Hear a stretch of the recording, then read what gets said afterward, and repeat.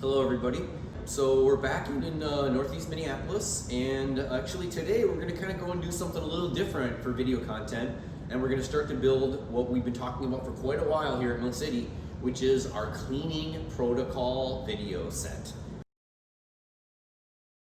So basically everything you see here isn't roaster cleaning tools, it's tools that I've sourced from other places, mostly hardware stores, to clean roasters. Some of the stuff is meant for stuff like roasters, like we can start with that. Duct brushes, so these are basically chimney sweep brushes that are for duct. You need a brush for every duct diameter. I'm gonna say this is a 6-inch.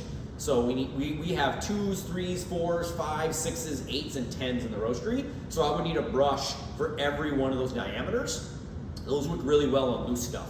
Really nice, really helpful. It doesn't get heavy buildup, but it gets any kind of light buildup and impediment it can push through. And you can use it with the fiberglass rod, or you can use it with a rope or a chain and pull it through. So that's there. And then from there, you're gonna need lots of different brushes. A lot of this plastic brush stuff is actually for the cooling tray, because the cooling tray being perforated, you need a lot of brushes to get all the grime, but then also all the stuff that kind of plugs the holes. Wire brushes are for other places on the roaster, maybe more the cyclone, the chaff can, things like that, but then other little nooks and crannies where you get buildup. Little brushes like this will be used in all kinds of little places. Anywhere there's buildup, you just can't get to. But you're gonna find a lot of little places where you can't get to the buildup in your roaster. These brushes back here now are kind of a set, and I would put this with the drill, you know what I mean? And so all these right here, plus the drill, plus the extension, and the gripper, those are all part of the drill set. And that's for cleaning heavy buildup. Heavy buildup, stuff that you would normally have to use scrapers to chip away at it, you know what I mean? And you would traditionally do it just by chipping chips, almost like imagine the way you gotta clean your driveway when it's super icy. Imagine that, except that it's inside of a round tube and you gotta chip it all out. That's basically what we're doing. But with the drill, you can add these brushes to it and then get the brushes to do a lot of the hard work for you. The only real problem with that is that these brushes will grind up the heavy buildup into powder or dust, and then that gets into the air. So just be very careful when you're using this type of setup that you use lots of fresh air, and you definitely have to be using masks. Once we start doing anything, we're gonna use definitely a NIOSH P95 mask for the whole cleaning. And you can go even farther and get the heavy duty 3M rubber ones that have the replaceable filters on them. I used to have one of those for roaster cleaning when we used to do 3 roaster machines in one day. And the whole facility was just filled with particulates and dust. So at minimal, you want to have a mask, you want to have a fresh air inlet, and then an outlet and a fan. You definitely need to make sure you have fresh air, because your whole roaster cleaning environment is going to be filled with carbon dioxide and carbon monoxide. So eventually, your roaster cleaners will start to get tired, because basically there's not much oxygen in the space if you're not using a fan. So you really need to prioritize fresh air in, and then all that dirty air out. And then also, that'll also help it from settling in your space, because a lot of this stuff is going to be very fine particulates that will go up into a cloud, and you won't notice it. Let's just say we're doing roaster cleaning on Friday, we won't notice that until we come in Monday and we see all this stuff on everything. So if you use a fan, you can get a lot of that out. Other stuff, I really like to use different kinds of PPE, so definitely the mask. I'll use, these are really great. This is a heavy duty Tyvek coverall. They're disposable. I use it probably 2 or 3 times. It covers me from head to toe, minus my hands and my face. But then I'll put a PPE face mask on, and then I'll also use a pair of goggles. And I also like to have a nice pair of gloves. And I usually use the same pair of gloves for all my roaster cleanings, and that's all I use those gloves for. Just like everything here is really for roaster cleaning. Once you use this stuff for roaster cleaning, it's gonna stink, it's gonna be dirty, and you're not gonna want it in your space. So traditionally, I have a box, or I have a bin that I take all my roaster cleaning stuff when I'm done and I put it in there. And then I also know that it's all there and waiting for me. When I need to do roaster cleaning, I just take it all out. And that's all it's for. So I don't use any of these brushes, well minus this one, in the roastery in day to day. This is all roaster cleaning tools. You know what I mean? Because I don't want to lose my roaster cleaning tools, and I don't want my dirty, gross roaster cleaning tools being in the roaster. So that's why I do that. Some other things that are nice to have while we're doing cleanings, it's also smart to do some maintenance. So you might want to have some chain lube so that you can lube the drive chain on your roast drum. And it's also nice to have some high temp grease for all your bearings. because while you're cleaning, you might as well hit all the bearings with grease too. It's a good pattern to be in, where you know that you're gonna clean, you have a regular cleaning cycle, and then you just tack on grease and bearings into that same cycle, so that you know we do bearings every cycle, so when if you ever have an issue with the bearing, you can just look back and be like, oh, we cleaned 6 weeks ago, that's when we greased the bearings. Over here, we have some of the more basic stuff, scrapers. You're gonna need scrapers just to dig out creosote, scrape out creosote, and then basically tools. You're gonna need some tools too. A screwdriver, a couple screwdrivers here, basics to take stuff apart. Little picks like this are really helpful for little spots where you gotta get at stuff. We're gonna need a socket to loosen some bolts here and there, and then a set of Allen wrenches. We're definitely gonna need a lot of Allen wrenches. One thing for there's a lot of Allen keys or Allen nuts on the roaster, so I definitely need to take the roaster fan apart, but also to take apart other things to get at it. All right, so I'm just gonna show you guys a little bit of the setup. When you do your setup, is you want to kind of think about things. It's gonna sound a little weird, but you can actually permanently stain your floor with some of the heavy black buildup that's gonna come out of this, because you're gonna stomp on it. It's gonna break off the roaster, you're gonna clean it, you're gonna end up standing on it and pressing it into the floor. We actually permanently stained our white floor at one roastery with roaster cleaning junk, because it's so black and it's so full of like resin basically.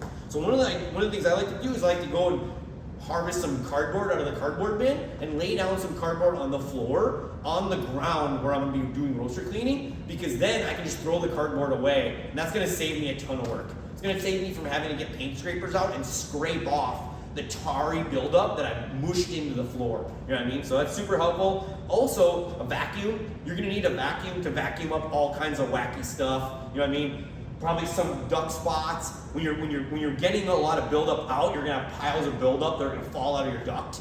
Like I said, if you throw it on the floor, then someone's gonna walk on it, or it's gonna get blown all over. You know, if anything, sometimes I actually do it like the dentist. I'll take the vacuum, turn it on, shove it into a duct at one end, and then start working on the other end of the duct. So then all the crud that I'm releasing just gets sucked right into the vacuum. Or if you have another person, they can hold the vacuum like at the dentist and sucking up all the stuff. So definitely you're gonna need a vacuum, have that right there. And then also an open door or an open window, like fresh air and a fan. So when I get ready to go here, I'm gonna turn that fan on, keep that door open, and that's gonna draw fresh air in. And the other side of the room, I have a door open to let that air out, and another fan theoretically. So fresh air in, dirty air out. Definitely, like whatever you're gonna do roaster cleaning in, you're probably gonna ruin it. It's gonna be like your tools. They're gonna stink and they're gonna be stained.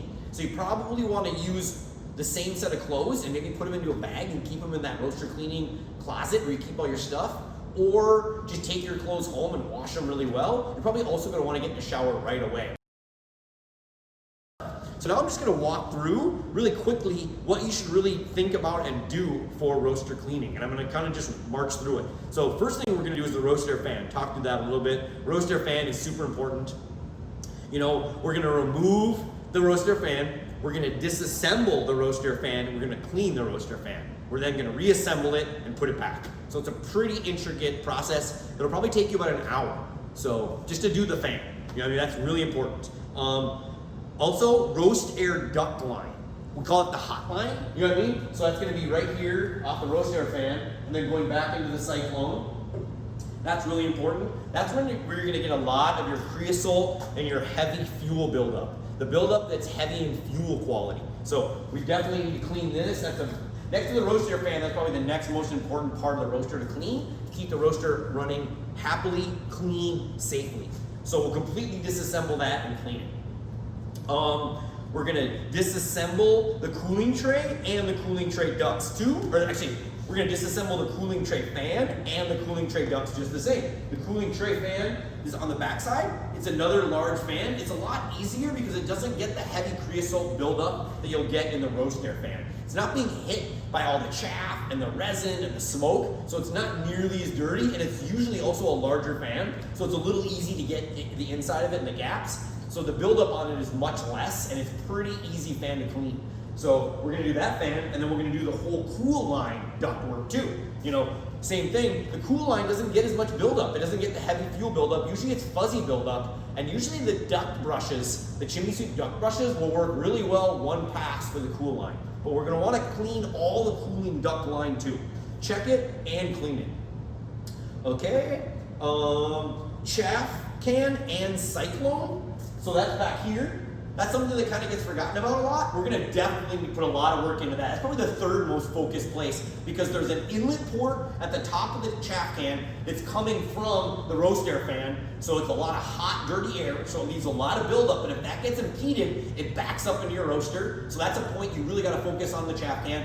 The top of your chaff can is where the hot air swirls around. For some reason, the roof of the chaff can gets a lot of buildup. And on that back side of the chaff can where it comes back around to the port, there's a chunk that will fill up that gap right there. And that's a really heavy buildup spot. So we're really gonna focus on that, the top of the chaff can and that port of the chaff can. Then also, the bottom of the chaff can has the cyclone in it, the perforated cylinder that allows small particulates to go up through the stack and go out. We gotta really clean that well too. We need to get all the perforations unplugged and make sure that full cylinder is clean, because buildup on the cylinder will impede airflow up the stack, which will then back up smoke and dirty air into your roaster. And we don't want that. And then we're gonna clean the whole inside of the chaff can. Usually I only use one of those metal brushes and I only brush off the heavy buildup. I'm not taking the inside of the chaff can down to metal. I'm not using a drill inside the chaff can. I'm just getting away any of the buildup that's fuel and any impediment inside for airflow. But it is a very dirty one, and it will be stinky. So that's one of the probably the least glamorous tasks, but it's also very important to keep that clean and healthy, because you are gonna get a risk of fire in the chaff can if you don't keep that serviced and clean. So that's another side reason why we wanna really put a lot of focus into our chaff can. You know, it's something important for the overall safety of the roaster, so we're gonna, and the overall health of the roast air system. So we're gonna put a fair amount of work into that. Cooling tray underside and top. The cooling tray is key to quality cup, right? If we have a dirty cooling tray, we have long cooling times. We also get dirty residue junk on our coffee in the cooling tray.